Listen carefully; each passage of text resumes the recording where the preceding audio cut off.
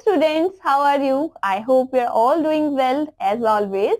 Now today we are going to start with chapter number 7, that is helping each other. Now it's time to revise. Let's revise with me. This is a first aid box. Collect pictures of things which should be kept in this and stick them on the box. Here you can see a first aid box. Do you know what is a first aid box? Kids, find out and color it beautifully and stick the things which are kept in this box. Now let's begin. Nature has gifted us with many precious things, but at times nature causes great damage. An act of nature which causes a great damage to life and property is called natural calamity or a disaster. Some natural calamities are earthquake, floods, tsunami, cyclones and droughts. Now it's time to find out what is a seismometer. Who are seismologists? Let us learn about them in detail. The topic is floods.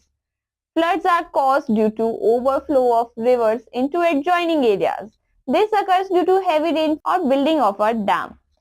Floods lead to destruction of houses, buildings, bridges and roads. Many people are killed or left homeless, crops are destroyed, many diseases are caused due to flood like malaria, cholera, dysentery, etc. Here you can see people are suffering from flood. Now, let's see the precautions to be taken in case of floods. Be aware of the warnings of floods in newspaper, radios and television. Keep adequate stock of food, drinking water, medicines and clothes. Prepare an emergency kit containing items like dry food, medicines, first aid materials, etc. When flood occurs, move to the roof of the house or other high areas. Now, earthquake. A sudden shaking of the earth is called an earthquake. It may last for a few seconds or even for 3 to 4 minutes. It occurs due to a sudden movement of plates below the surface of earth. An earthquake causes a lot of destruction. Huge buildings and houses collapse. Many people are killed and injured or left homeless. Electric and telephone poles get uprooted. Now, precautions to be taken in case of an earthquake. Get out of your building and move to an open area if possible. If you are indoors, do not stand near glass windows, doors, mirrors, heavy almirahs or electric appliances. Move under a study table or a bed. Do not use lifts or stairs. If you are in a vehicle, park it along the roadside and stay in it. Do not park it near trees or tall buildings or electrical poles. If you are outdoors, do not stand near tall buildings, electrical poles, trees or signboards as they can fall on you and hurt you. The fascinating fact is, an earthquake is measured on the Richter scale. So students, have you ever experienced an earthquake? Now we have our activity to do. Collect information about the most recent major earthquake that has occurred and collect newspaper reports about it. Stick them in your scrapbook. Now the next topic is tsunami. A tsunami is a huge wave or a series of waves caused by earthquakes or undersea volcanic eruptions. Tsunami causes devastation and loss of life in the areas falling in their path. Cars, boats, buildings, bridges, trees, power lines and telephone lines are completely washed away. Many people are killed. Here you can see a tsunami. What could be the precautions can we take? Precautions to be taken in case of tsunami are: move away from the coast quickly. Move to a higher ground. Listen to all government announcements carefully. Now the cyclone. A cyclone is a powerful spinning storm which rotates around an eye or a center. It is accompanied by strong winds and heavy rains. Now the fascinating fact, cyclones are also called hurricanes and typhoons. Here you can see a cyclone. Cyclones can destroy buildings and uproot trees, roads, bridges, vehicles, ships and electric poles are also destroyed. Precautions to be taken in case of a cyclone are: listen to all cyclone related reports and announcements made by the government. shift to a safer area and take shelter with your relatives or friends living in other areas. Keep an emergency kit, dried food, water medicines, first aid material and waterproof bags ready. Help in dealing with calamities. Whenever a natural calamity occurs, there is a great loss of life and property. People lost their homes and belongings. Many people get injured or even die. Children get separated from their parents and siblings. Government organizations, non-government organizations, NGOs, and other charitable groups help people to overcome the disaster. Now, kids, find out how we can help the victims of natural calamities. Some of the ways in which these agencies help people are as follow. Here you can see food and water is provided to affected people. Injured persons are given first aid and treatment at hospitals.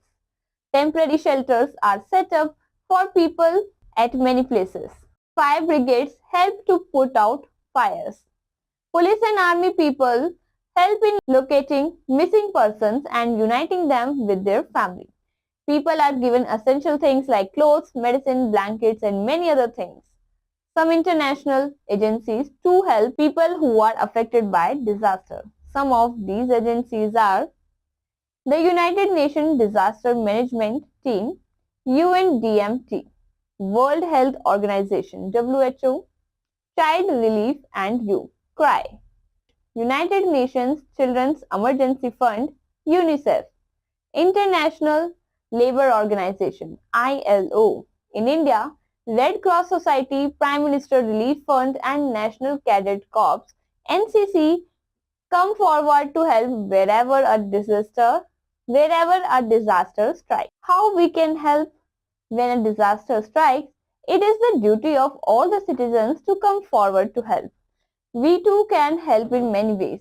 We can collect money, clothes, eatables, non-perishable medicines, blankets and other things and send them to affected areas.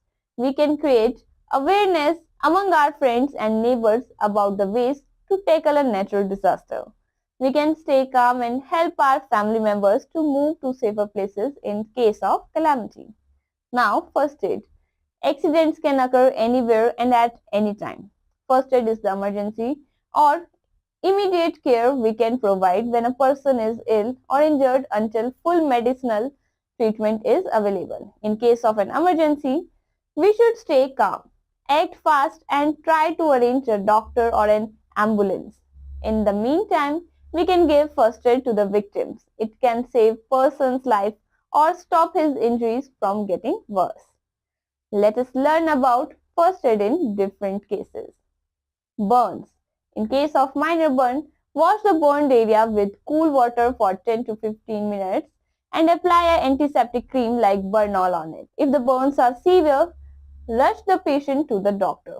If the victim's clothes have caught fire, wrap him in a thick blanket or a bed sheet and make him roll on the ground to put out the fire.